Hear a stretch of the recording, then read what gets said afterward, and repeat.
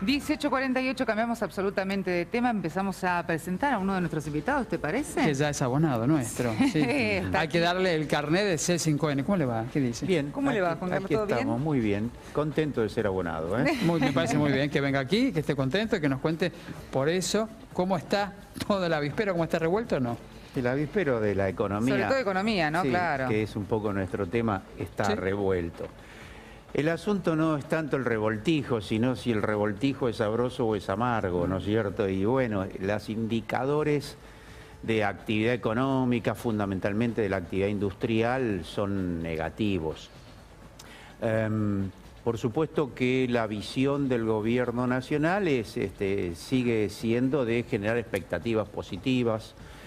El ministro Duhovne dice que se están creando 20.000 puestos de trabajo mensuales y que la reactivación ya comenzó. Ahora, la Unión Industrial Argentina, que bueno, es una entidad muy representativa, dio a conocer la información de la actividad económica, fundamentalmente industrial, de febrero, y hay una caída, según la Unión Industrial Argentina, del 9,5%.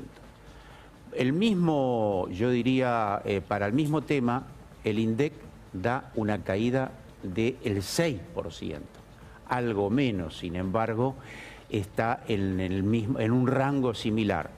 Y la otra cosa, yo diría, fuerte, es que el bimestre, enero-febrero, también hay una caída de la actividad industrial del 5%, y el INDEC da una caída del 3,5%. O sea, está claro que hay una dificultad muy grande, ¿no? Juan Carlos, ¿estamos hablando de cuántos meses consecutivos en caída? 12, o sea, estamos hablando de la interanual de febrero a febrero, ¿no es cierto? Es una caída muy sostenida porque además podría haber habido, digamos, un serrucho. Sin embargo, son 12 meses consecutivos de caída. Y este último, según la Unión Industrial Argentina, es el peor, ¿no es cierto?, de la serie de 12 meses. Sí, el más fuerte, diríamos. El más agudo, claro. En realidad, si uno lo repasa, no hay nadie que no acepte que tenemos una capacidad ociosa, insisto, en la industria, porque después están los servicios, el comercio, otras ramas de la economía, del 40%, o sea, se está trabajando con, digamos, simbólicamente, 1 de 4 máquinas paradas. Por lo tanto, es difícil que el resultado no sea este. Hablamos del consumo y también de algo que a la gente le preocupa. No han comprendido todavía muchísimas personas lo de las tarjetas de débito y crédito. Hay gente que todavía vas, inclusive, a comprar y ves que están dudando, que no saben si compraron en efectivo, si pagaron con la tarjeta de crédito. Y obviamente eso incide en el consumo, que ha bajado y bastante. Sí, ese es el otro aspecto que es imprescindible analizar, justamente el consumo. Porque si hay consumo, impacta obviamente en la actividad económica, en la industria, el comercio, los servicios, etcétera, etcétera.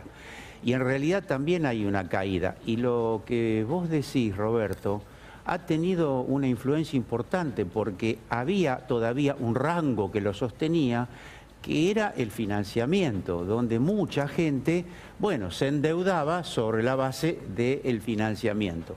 Francamente, lo que hizo hace un par de meses el secretario de Comercio es desconcertante, porque lo que fue agregar una medida que generó una pérdida de la capacidad de compra muy grande y contribuyó entonces a que el consumo siga cayendo, ¿no es Ahora, así? más allá de que la gente tiene y ha cortado, de hecho, sus gastos, ¿no? Porque el sueldo no le termina de alcanzar, entonces empieza a recortar por lo que menos necesita.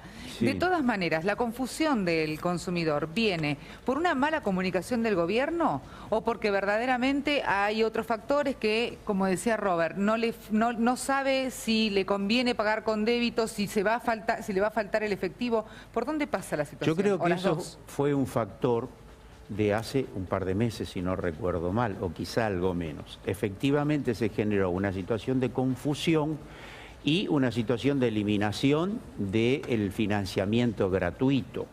Ahora bien, la caída del consumo en realidad responde, yo diría, a una cuestión más estructural, que es esencialmente la caída del salario y las jubilaciones.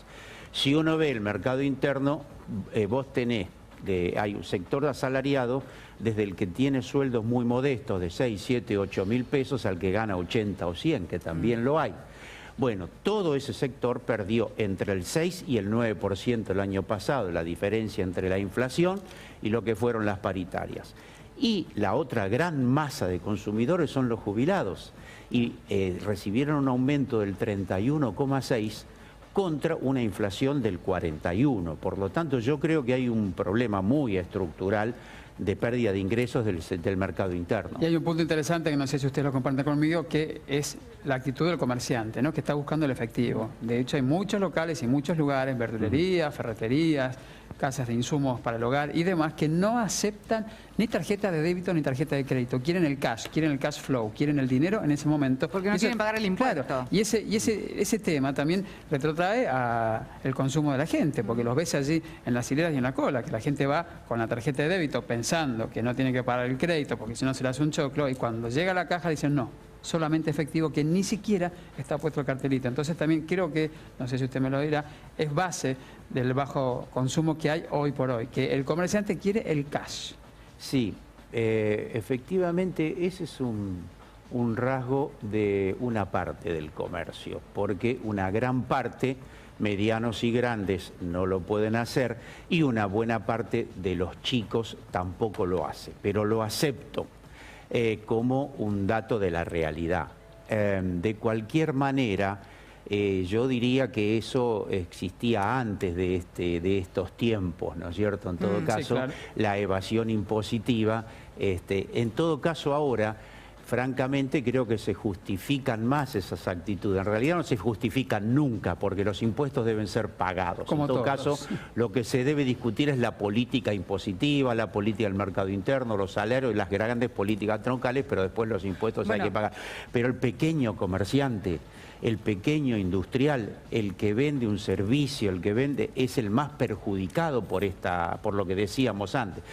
Busca mecanismos de defensa para sobrevivir. Se dieron a conocer el cierre de comercios de unidades económicas, 4.600 y pico, de los cuales la mitad, 2.500, son microempresas. Por lo tanto, es el sector más perjudicado, ¿no? Ahora fíjese la confusión que hay dentro del consumidor, netamente dicho, que cuando comienza el conflicto con el Inca, el consumidor pensaba que los fondos del Inca formaban parte del impuesto que cada uno pagaba y que con de su hecho, entrada. Claro, que puede ser que vaya un 10% de la entrada, pero que los fondos del Inca no son del erario público, diríamos. No, son no, efectivamente. Empresas privadas. Es un tema muy interesante, más allá de que, bueno, ha salido a la palestra y una gran reacción del mundo del cine, del mundo de la cultura. Efectivamente, como vos decís, Abigail, se financia el cine argentino, y por eso ha tenido un gran crecimiento, claro, en la última década fundamentalmente, con impuestos que pagan las operadoras de cable, fundamentalmente, y con otro tipo de impuestos que paga la industria. Ahora bien, no lo paga el público, lo pagan ellos, y el Estado Nacional con esos impuestos los aplica a subsidiar el cine, lo cual para mí está bien. Esas son políticas estatales de subsidio a la cultura. Ahora bien, viendo el presupuesto nacional y un informe de FIEL, que es una organización económica neoliberal de la cual se vale el ministro Duhovne para estudiar una reforma impositiva, ¿saben qué podemos apreciar? Que ya hace meses tienen previsto, tanto en el presupuesto nacional como en la recomendación que le hace FIEL al ministro de Economía, que esos impuestos, que ellos le llaman de baja densidad recaudatoria, que pagan los cable operadores y otros operadores, entre ellos los famosos tanques que traen las películas extranjeras, esos impuestos deberían ser eliminados. Por lo tanto, si esos impuestos son eliminados o bajados, obviamente el Grupo Clarín es uno de los que más tributa por eso, pero reitero, también las grandes exportadoras de películas extranjeras, eso generaría un desfinanciamiento para el Inca y el cine argentino. Son unos 2.850 millones de pesos por año, una cifra pero muy grande, y si insisto, se deja de cobrar esos impuestos, o sea, esos núcleos empresarios dejan de pagarlo, entonces o baja la capacidad de la industria cinematográfica o tendría que salir del erario público. Esas grandes corporaciones se beneficiarían porque dejarían de pagar impuestos. Es algo así en menor rango como lo de las retenciones al campo. Igual, ahora de vuelta están reclamando los sectores de la sociedad rural argentina bajar los impuestos nuevamente porque dicen que no ganan lo que tendrían que ganar. Nadie quiere pagar impuestos, pero los grandes, los que tienen gran capacidad de generar rentabilidad... ¿Y se está evaluando eso? Y la sociedad rural tiene un gran poder de lobby. Por algo, una de las primeras medidas que tomó el presidente Macri fue sacar las retenciones. ¿Y hablaríamos de una devaluación entonces? La devaluación y baja de impuestos, eso es estoy hablando de la sociedad rural argentina, de las grandes corporaciones agropecuarias. Hasta ahora ellos lo que lograron en cuanto asumió el gobierno, devaluación, con lo que se le multiplicó en un 50% sus ingresos en dólares y le bajaron las retenciones. Están volviendo a pedir que le bajen los impuestos. Bien, Juan Carlos, gracias por venir. Muchísimas gracias. No, gracias.